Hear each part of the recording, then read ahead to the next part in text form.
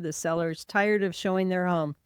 So I was like, shoot, this is a gem of a house. I know it is. I can see the floor plan. I know the neighborhood. I've shown and sold the neighborhood before. We've listed the properties in that neighborhood before.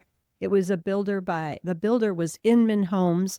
And for those of you that live in Pepper Tree or Countrywood, Inman Homes was a great builder back in the 80s and 90s, I think.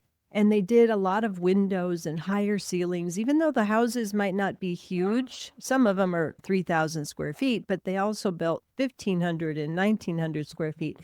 And so the client said, at my suggestion, let's put a backup offer in, and maybe that house will fall out of contract. And it was a cash buyer that they accepted an offer on. So not a lot of financing contingency because it was cash. No appraisal required, but we put a backup offer in. 2 weeks in, got a call this past weekend saying, hey, are you still interested with that backup offer? Because I think the deal is falling apart.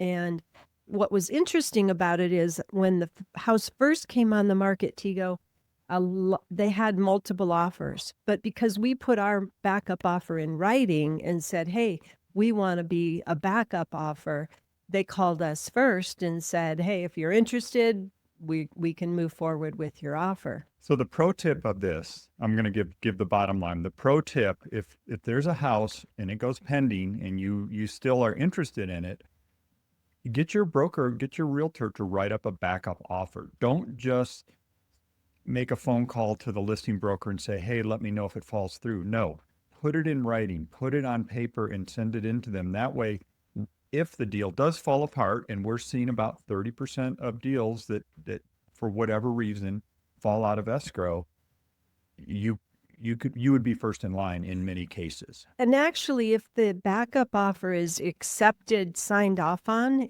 the home does not even go back available for everybody. You just slide right in. Absolutely. Right. Yeah. So that was a big win for our client. No, it's a good story, and it's a good reminder that the market is still strong. Certain homes, like we keep saying, good homes in certain areas and certain price ranges, there's still plenty of demand out there. So Tigo, one other thing about backup offers, just to be clear. So a backup offer ties you up. It's a contract, right?